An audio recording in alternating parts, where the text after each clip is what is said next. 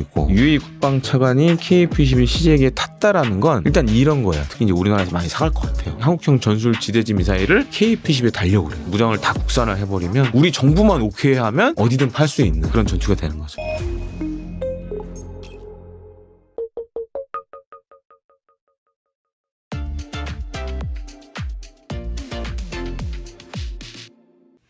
그리고 도널드 투스크 폴란드 총리가 2027년에 나토 회원국과 러시아 사이에 대규모 무력 충돌이 발생할 수 있다라고 언급을 했거든요. 네. 뭐 그래서 언론에 따르면 보니까 이미 핀란드와 발트 3국, 폴란드 등 나토 5개국 회원국이 러시아와 이 국경 지대에 맞대고 네. 있는데 군비를 대폭 확충해서 지뢰를 매설할 계획이며 러시아 역시 이 분쟁 가능성을 대비해서 최신 무기를 비축해 놨다라고 하는데 실제 이 분쟁으로 치달을 수 있을지 어떻게 보세요?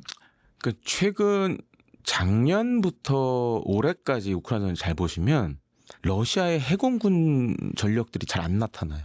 해군이요.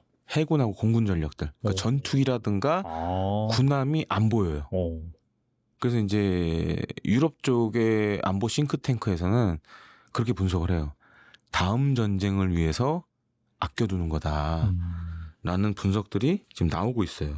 그렇게 따져보면 이 폴란드 총리 얘기가 빈말이 아닐 수도 있다. 그리고 실제로 이제 폴란드도 러시아 내에서 정보 활동을 계속 하고 있고 발트 3국도 마찬가지고 뭐 유럽 내 모든 나라들이 이제 러시아 내에서 정보 활동을 공개든 비공개든 할 거 아니에요. 근데 이제 취합을 해보면 러시아가 뭔가 다른 저게 우크라이나전 끝나도 뭘 할 것 같은데라는 생각들 지금 많이 하고 있고 또 한 가지로 이제 앞서도 설명해 주셨지만은 일종의 이제 국경지대마다 지금 다 요새지대를 만들고 있어요. 근데 이 요새지대에 지금 잘 보시면 뭐가 사용되냐면 우리 이렇게 바닷가 가 보시면 방파제 있죠. 방파제에 보면 이제 테트라포트라고 있잖아요. 약간 이제 뭐 이렇게 다각면으로 생긴 거 그걸 지금 땅에 깔고 있어요. 그걸 왜 까냐? 이 테트라포트가 전차 장갑차 막는 데는 최고예요. 넘어갈 수가 없잖아요. 부셔버리지 않는 이상 넘어가기 힘들어요. 그래서 지금 이제 테트라포트, 지뢰지대, 요새지대 이거를 지금 발트 3국, 뭐 그다음에 폴란드 이런 나라들이 다 하고 있어요. 왜 하냐?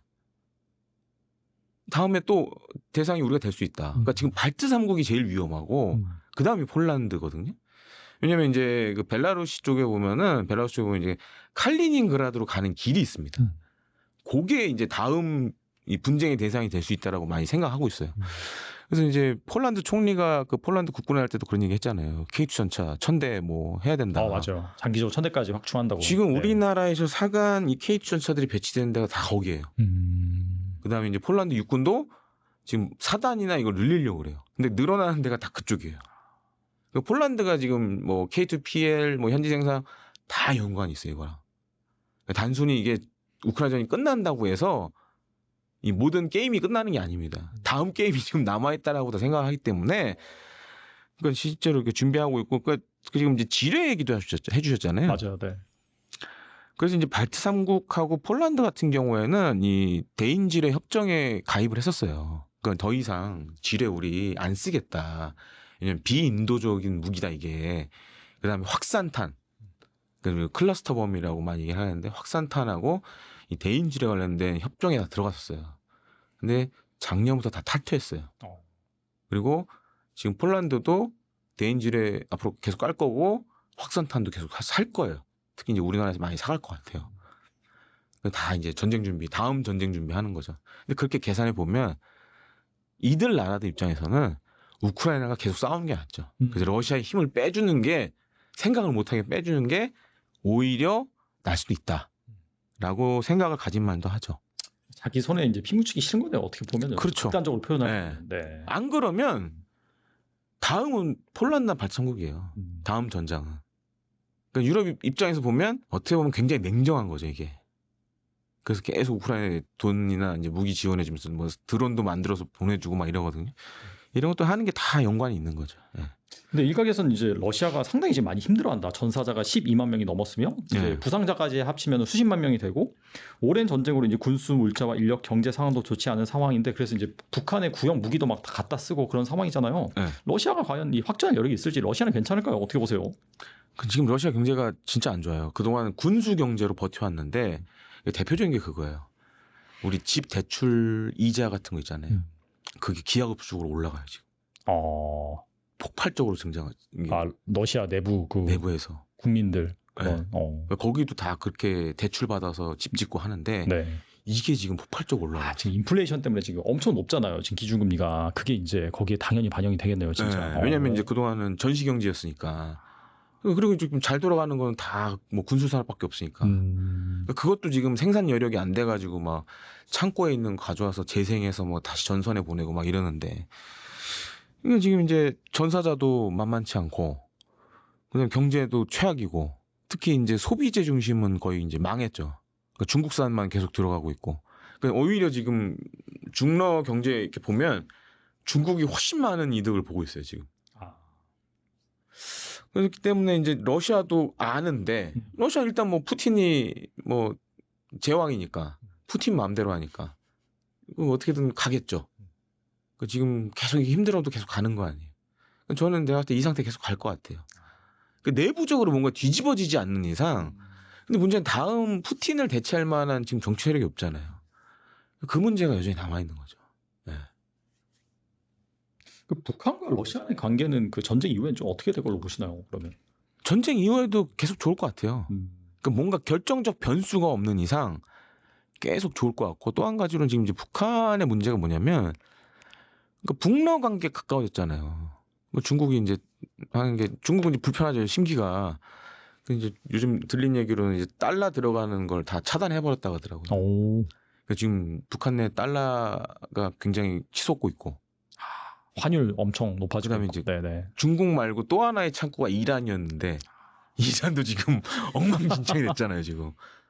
북한이 상대적으로 이제 힘들어지는 거고, 더 러시아에 의존할 수밖에 없는 거고.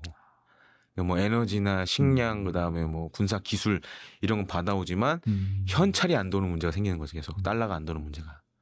지금 두 군데가, 중국은 묶어버렸고, 그다음에 이란은 엉망진창이 됐고, 더 러시아에 대한 의존도가 이제 높아지겠죠.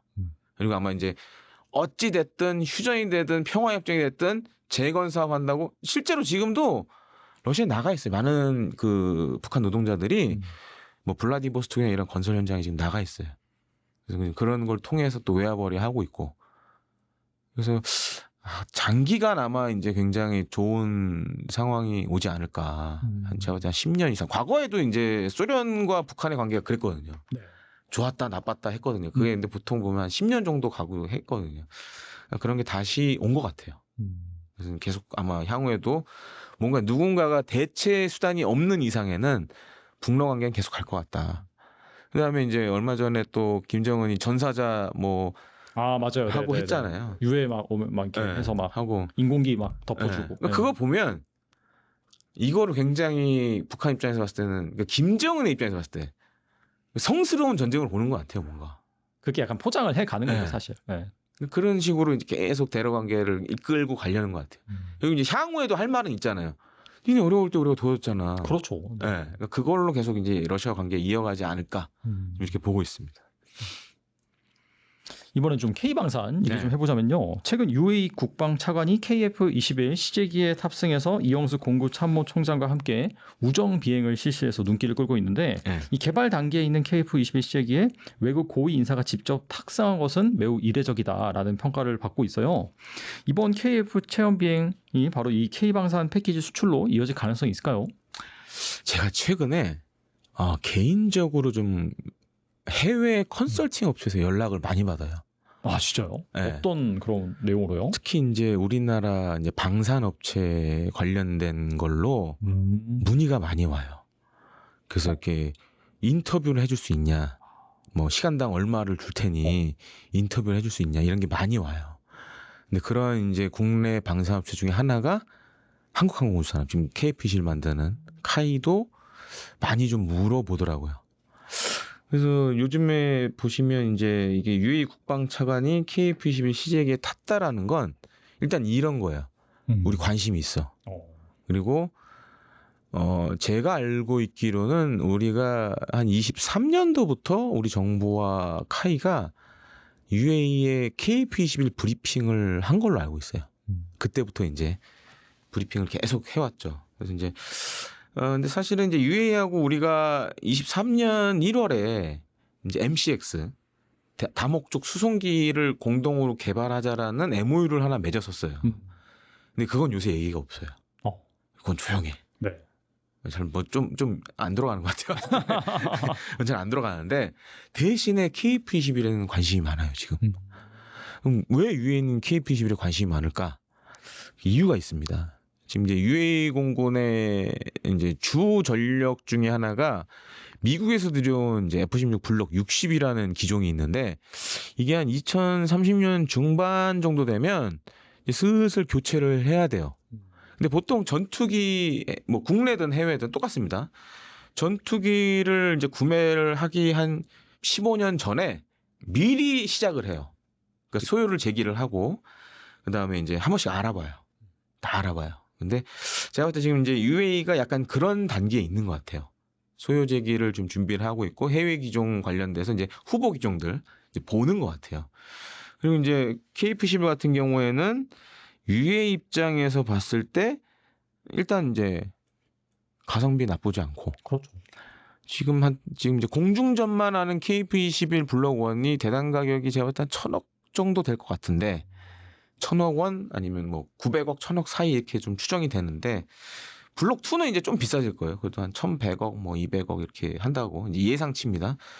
그래도 유럽 파이터 뭐 타이푼이나 라팔보다는 싸. 그리고 UAE가 좀 할 수 있는 여지들이 좀 있어요. 그래서 이제 뭐 전에 이제 폴란드 PGZ도 23년도에 이제 그때 와서 그런 얘기가 있었어요. 이제 좀 우리 KF-12 블록 2에 좀 같이 들어올 생각이 없냐. 그리고 최근에 또 폴란드 공군 참모총장이 또 와서 또 탔잖아요. 맞아요. 네. 지금 이제 폴란드 공군도 전투기 사업이 있어요. 32대 정도 새로 사야 되는 사업이 있어요. 그러니까 우리 지금 K 방산으로 뭐 K2, K9 자주포 그다음에 뭐 F-50 사고 처음 샀지만 지금 지상군도 늘려야 되지만 공군도 늘려야 돼요. 지상군을 지원해야 되는 만큼 공군도 늘어내야 되기 때문에. 그래서 지금 이제 32대 소요가 있다라는 거는 23년도부터 확인이 됐어요. 폴란드 공군 참모총장이 와서 탔다라는 건 관심이 있다. 후보 기종 중에 하나다라고 생각하시면 될 것 같아요. 그러니까 지금 UAE나 폴란드나 잠재적인 후보 기종 안에 KF-21은 들어가 있다. 다만 이제 지금 블록 1은 사실 해외 시장에서 경쟁력이 있다라고 보기엔 어려워요. 왜냐면 공중전 하나밖에 안 되니까. 근데 경쟁 기종들은 뭐 공대공, 공대지, 공대함, 정찰 뭐 이런 거 다 하니까. 그래서 이제 블록 2가 사실은 핵심이다. 그래서 지금 이제 카이나 우리 정부 입장에서도 바라는 게 뭐냐면 이제 블록 2 개발이 본격화가 됩니다. 좀 들어와라. 들어와서 좀 투자 좀 하시고 살 때 좀 사가라. 약간 이런 전략을 갖고 있어요. 그래서 와서 지금 탄 것도 좀 그렇게 좀 어필을 하는 걸로 이렇게 보여집니다.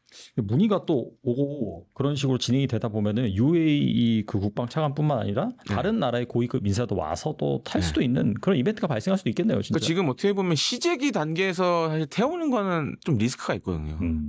그럼에도 불구하고 이렇게 타는 사람도 좀 불안할 수도 있고 타라고 권유하는 사람도 불안할 수가 있는데 그렇잖아요. 이게 뭐 양산된 게 아니니까 자동차도 막 비유하면 이제 그야말로 프로타입인데 그렇죠. 거기 이제 타는 게 사고 날 수도 있는 거 아니야? 이제 근데 사실 이제 KF-21이 시제기임에도 불구하고 어느 정도 성숙이 돼 있다. 믿음이 있으니까 타는 거죠. 그런 점들도 있고 다만 이제 이 UAE는 이 중동 국가들은 그 축구 좋아하시는 분 아실 거예요. 침대 축구 하잖아요. 무기 살 때도 그래요. 그러니까 이제 우리 천공2 UAE 수출되는데 정확히 10년 걸렸어요. 세일즈 한 데만 10년 걸렸어요.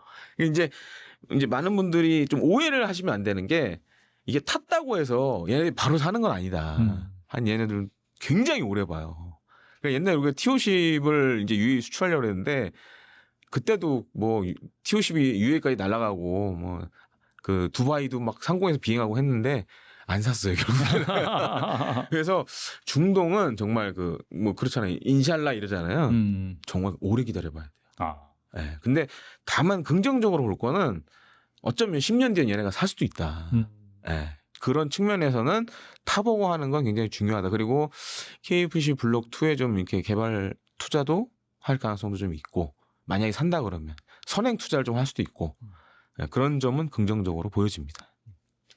블록 2나 뭐 그 단계에서 살 수도 있겠네요. 그렇게 되면 진짜. 블록 2가 빨리 공군의 전력화가 돼야 한 수출 시장에 경쟁력이 있어요.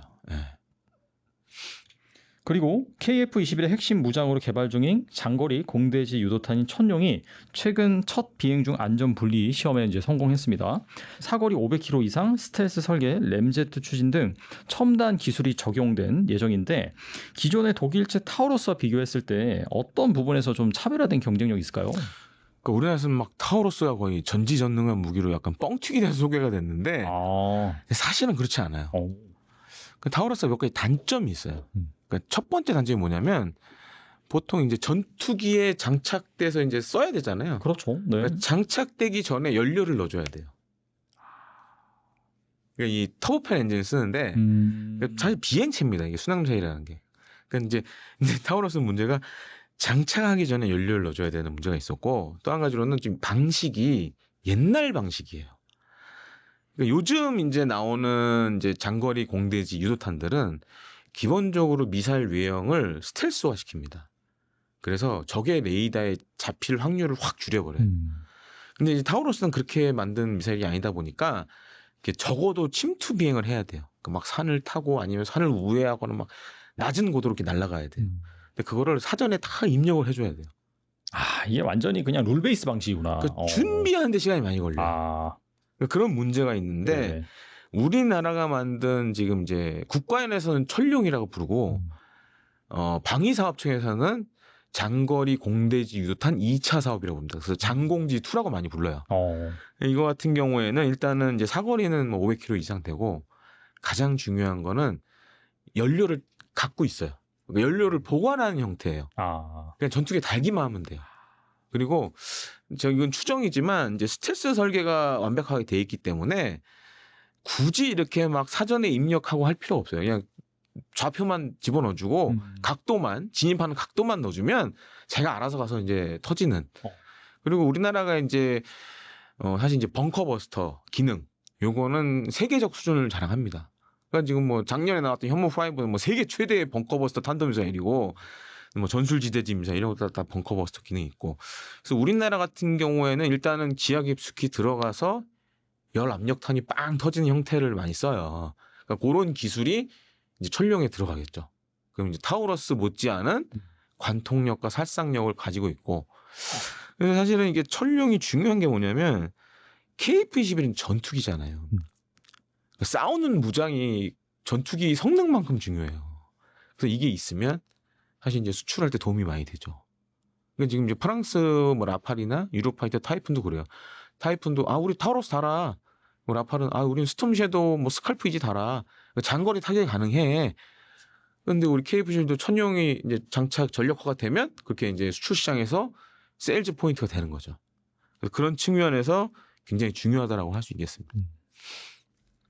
이 공대지 미사일을 자체 개발한 국가도 많이 없죠? 결과적으로. 많이 없죠. 근데 그리고 이제 또 한 가지 지금 하려고 하는 게 최근에 잘 보시면 이제 극초음속 미사일이 전투기에 많이 이제 달릴 예정입니다. 그래서 지금 이제 KF-21도 뭐 이제 모 의원실 발로 나왔지만 우리가 이제 폴란드에 수출한 미사일이 하나 있어요. 한국형 이제 전술지대지 유도무기라고.